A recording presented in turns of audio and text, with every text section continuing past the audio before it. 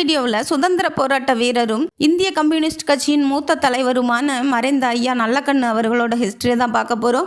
அப்துல் கலாம் ஐயா அழகாக சொல்லியிருப்பாங்க, நம்ம பிறப்பு ஒரு சம்பவமாக இருக்கலாம், இறப்பு ஒரு சரித்திரமாக இருக்க வேண்டும் அப்படின்னு. அதற்கு ஐயா அவர்கள் தான் உதாரணம். ஐயா அவர்கள் இருக்கும்போதே நிறைய பேருக்கு பயிற்சி அளிச்சிருக்காங்க. நான் இறந்தாலும் என் உடல் மண்ணுக்குள் போகக்கூடாது, நிறைய பேருக்கு பயிற்சியாக இருக்க வேண்டும் அப்படி என்பதற்காக சென்னை மருத்துவக் கல்லூரிக்கு ஐயாவோட உடலை தானமாக கொடுத்திருக்காங்க. அரசு சார்பாக 72 குண்டுகள் முழங்க ஐயா அவர்களுக்கு மரியாதை செலுத்திவிட்டு மருத்துவக் கல்லூரியில் இருந்து ஐயா அவர்களோட உடலையும் எடுத்துட்டு போயிட்டாங்க. ஐயா அவர்கள் பிறந்த இடம் தூத்துக்குடி மாவட்டம் சிறுவைகுண்டம் பகுதி. அந்த மக்களுக்கே ஒரு புகழ்ச்சியை சேர்த்துட்டு தான் போயிருக்காங்க ஐயா அவர்கள். இப்போ யாராவது சிறுவைகுண்டம் மக்கள் நாங்கள் அப்படின்னு சொன்னா ரொம்பவே பெருமையா சொல்லுவாங்க. ஏன்னா ஐயா அவர்களோட ஊர் அப்படின்பதற்காக ஐயா அவர்கள் சிறுவைகுண்டம் பகுதியில் ராமசாமி கருப்பாயி என்ற விவசாய தம்பதியினருக்கு 2வது மகனாக பிறந்திருக்காங்க. இவங்களோட பிறந்த சகோதரர்கள் 4 பேரு, சகோதரிகள் 5 பேர்னு சொல்லியிருக்காங்க. இவங்க ஒரு பெரிய குடும்பமாக தான் வாழ்ந்திருக்காங்க.